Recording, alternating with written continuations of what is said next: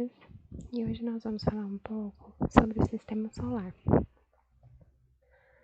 Mas para nós entendermos um pouco sobre o sistema solar, nós temos que compreender que ele se encontra em um aglomerado de sistemas que é uma galáxia.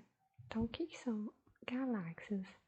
Na verdade, quando nós conseguimos ver o céu à noite, sem nenhuma interferência como uma nuvem ou poluição, nós normalmente conseguimos observar alguns pontos brilhantes no céu. E normalmente nós chamamos esses pontos de estrelas. Mas nem todos esses pontos brilhantes são estrelas. Na verdade, eles são astros ou corpos celestes, que vão formar uma parte dessa galáxia onde nós estamos localizados. Então, uma galáxia ela é formada por várias estrelas, planetas, nuvens de gases, poeiras e outros corpos celestes que podem existir nessa galáxia. A Terra ela está numa galáxia que é chamada de Via Láctea. A Via Láctea ela é uma galáxia que tem um formato em espiral. O que seria uma galáxia espiral? Ela tem esse sentido, como se fosse uma espiral que a gente vê no caderno, né? E a Via Láctea ela tem um núcleo de onde vão partir alguns braços, formando a espiral que nós vemos em algumas imagens da Via Láctea. Esse nome, Via Láctea, deriva do formato que a nossa galáxia tem, que parece uma mancha de leite. Então, Via Láctea tem a ver com o caminho do leite, como nós podemos observar aqui, origem latina e grega. Então, essas duas palavras, Via Láctea, juntas, dão o sentido de caminho do leite. E aqui a gente encontra na Via Láctea 100 bilhões e 400 bilhões de estrelas. Uma dessas estrelas é o Sol. O Sol é a única estrela do sistema solar. Então, dentro da galáxia Via Láctea, nós encontramos, além do Sol, outras 100 bilhões ou 400 bilhões de estrelas, como é estimado. No caso, a Via Láctea ela está junto com outras galáxias, que seria a galáxia de Andrômeda, a Grande Nuvem de Magalhães e outras 40 galáxias um pouco menores. No universo, todas essas galáxias elas tendem a se unir de alguma forma. Elas se colidem umas às outras para formar galáxias maiores. Acredita-se, daqui bilhões de anos, a Via Láctea e a galáxia de Andrômeda, que são as mais próximas uma da outra, elas podem se aglutinar e formar uma única galáxia maior. Aqui nós temos uma imagem da Via Láctea e, como vocês podem ver, existe um núcleo e partindo dele várias espirais, como eu havia falado. E dá lembrança aqui de alguns rastros, como se fosse um leite, algum copo de leite que caiu sobre a mesa, derramou e tem essa aparência. E aqui bem pequenininho o nosso sistema solar. Bom, vocês já se perguntaram qual é o tamanho da Terra? Bom, algumas pessoas perguntam se existem mais estrelas no céu do que grãos de areia em todas as praias que nós temos na Terra.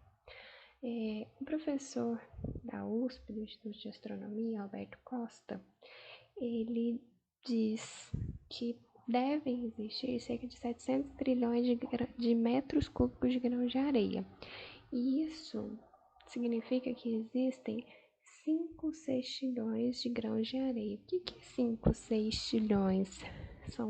É o algarismo 5, seguido de 21 zeros em sua sequência. Então, algo muito grande, um número muito grande de grãos de areia.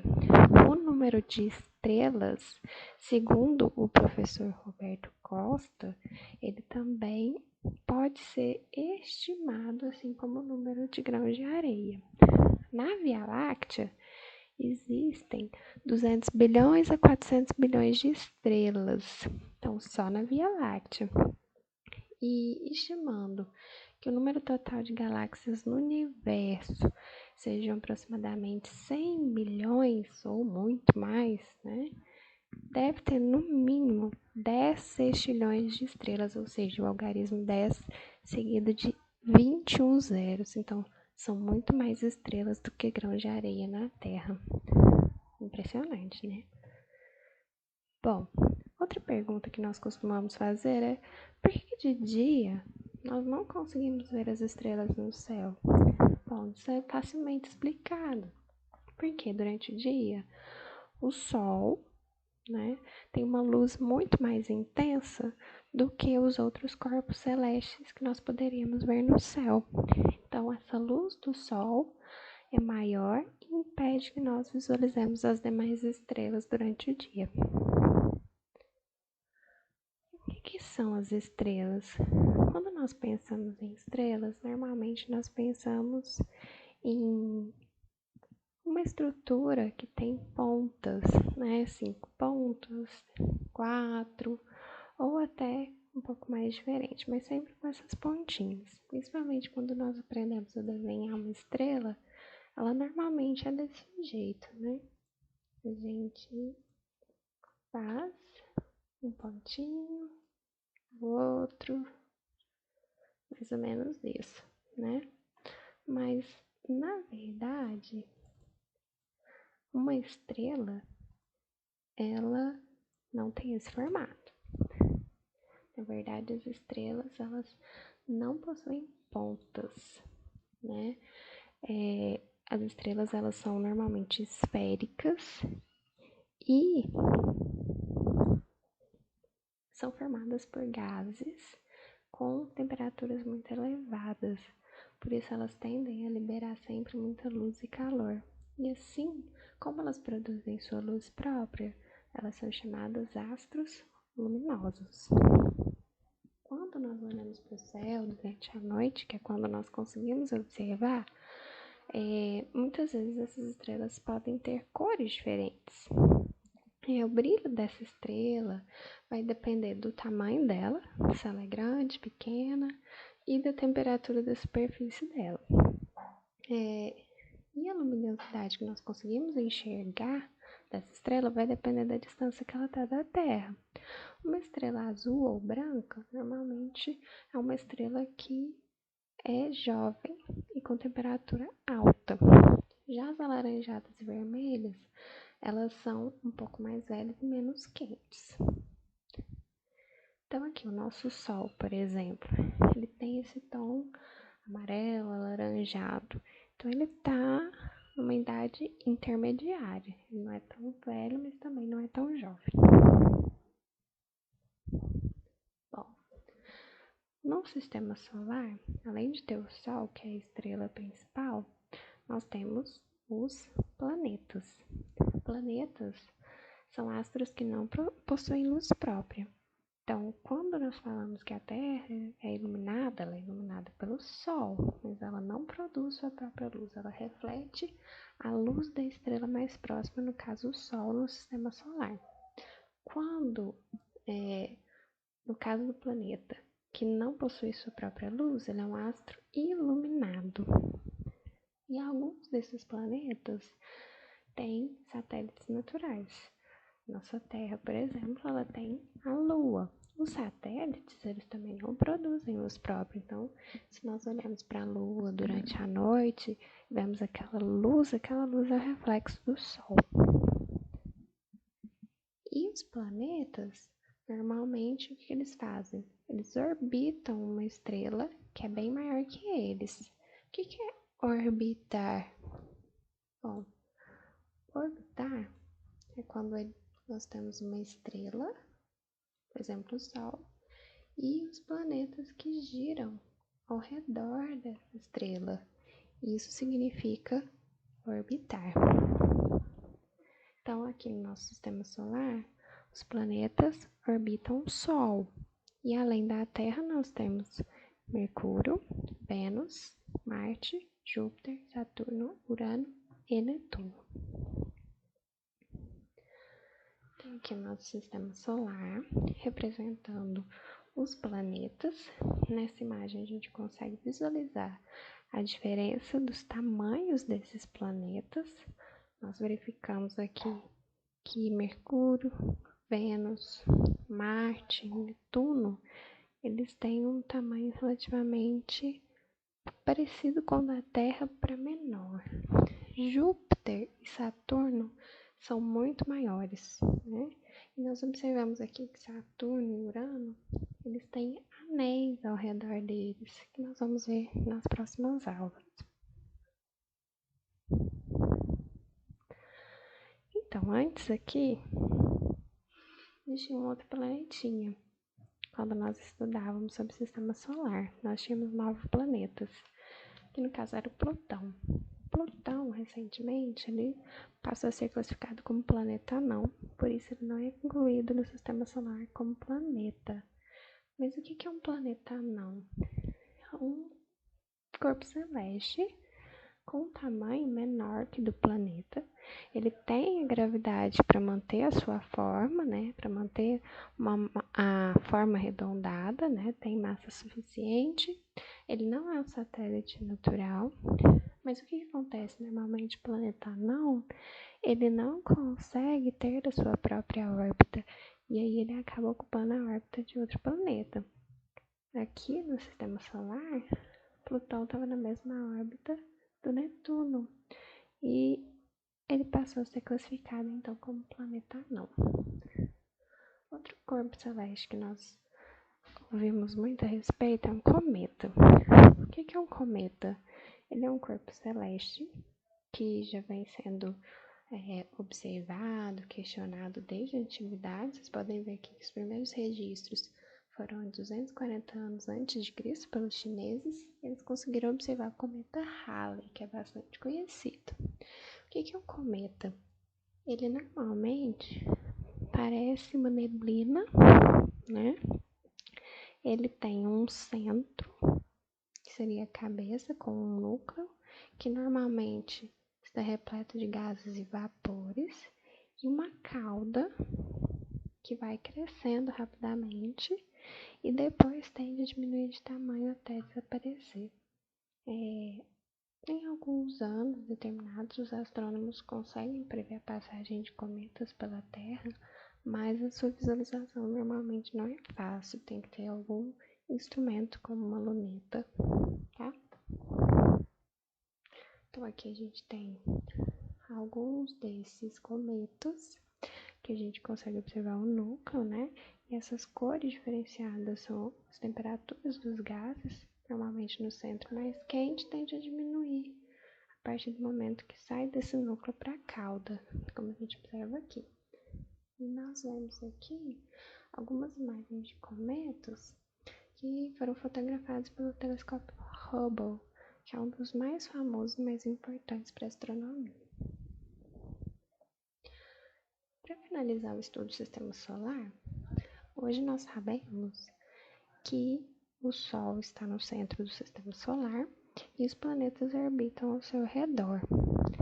Porém, antes, principalmente lá para Aristóteles, um dos grandes filósofos e estudiosos antes de Cristo, e Ptolomeu, eles diziam que, na verdade, o sistema solar tinha um modelo geocêntrico. O que é um modelo geocêntrico? O nome significa o quê? Essa primeira parte do nome, geo, tem a ver com terra.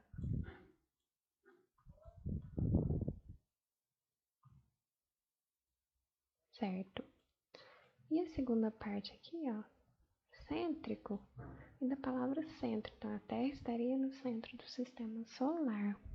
E aí, todos os outros corpos celestes, inclusive o Sol, estariam um processo de orbitar ao redor da Terra. Então, a Terra seria o centro. Então, algumas características dos astros descreveriam órbitas circulares, que hoje nós já sabemos que elas não são circulares. As estrelas são fixas, ou seja, aqui ao redor, nesse desenho, a gente consegue ver as estrelas ficariam paradinhas aqui ao redor do sistema. E o universo, para eles, é finito e imutável. O que é um universo finito e imutável? Finito é que tem fim. Imutável é que nunca muda. Então, ele seria sempre dessa forma, não surgiriam novas estrelas, nem nenhuma outra estrutura ou corpo celeste. E existiria uma força mística, algo incompreensível que faria esses astros se movimentarem. Esse é o modelo geocêntrico. Aí depois, durante o iluminismo lá, surgiram alguns cientistas, entre eles o famoso Nicolau Copérnico. O que Nicolau Copérnico propôs? Que, na verdade, quem estaria no centro do sistema solar é o Sol, a estrela do sistema solar. E ao redor dele, todos os planetas fariam percursos, formariam suas órbitas para estar ao redor dessa estrela, não os outros ao redor da Terra. Então, nessa teoria, ele explicou alguns fenômenos que a teoria geocêntrica não conseguiria explicar. Por exemplo, o movimento que os planetas fazem durante um ano, Nós sabemos que até na Terra, no caso da Terra, o movimento de um ano ao redor do Sol é chamado de translação e provoca as estações do ano. Então, esse sistema heliocêntrico, ele determina que o Sol está no centro. Então, o que significa esse nome? Heliocêntrico. Hélio tem a ver com o Sol. O hélio é um dos gases principais que compõem o Sol. Então, o Sol no centro do sistema solar. E para finalizar, nós temos aqui um esquema, um mapa conceitual relacionado com o sistema solar. Então, nós temos aqui, por exemplo, a formação. Acredita-se que ele tenha surgido 4,6 bilhões de anos a partir de uma nuvem de poeira, surgindo o Sol, e depois os planetas surgiram do restante dessa nuvem de poeira. O Sol é uma estrela, a única estrela, tá, gente? A única estrela do sistema solar. Ele tem um diâmetro de aproximadamente 1.390.000 quilômetros. E existem outros sistemas dentro da nossa galáxia que tem mais estrelas. O sistema solar tem só uma, então ele é bem pequeno. Nós temos 8 planetas: Mercúrio, Vênus, Terra, Marte, Júpiter, Saturno, Urano e Netuno. Qual que é a diferença? Vamos ver depois. Mercúrio, Vênus, Terra e Marte são planetas rochosos. Júpiter, Saturno, Urano e Netuno são gasosos. Sobre a vida no sistema solar, ainda acreditamos que na Terra seja o único planeta com vida, Mas há vários estudos que levaram sondas espaciais para outros lugares que estimam que possa ter ocorrido vida em outros momentos, em outros planetas. E já foram feitas várias missões, continuam sendo feitas missões para o sistema solar, através da NASA e outras empresas. E muitas dessas missões foram impulsionadas pela corrida espacial, que ocorreu ali até os anos 80, 90, entre Estados Unidos e Rússia, que proporcionaram um grande desenvolvimento dos estudos do sistema solar, principalmente sobre a Lua. Ok, pessoal? Então, por hoje é só. E na próxima aula nós estudamos um pouco sobre os planetas que compõem nosso sistema. Um abraço!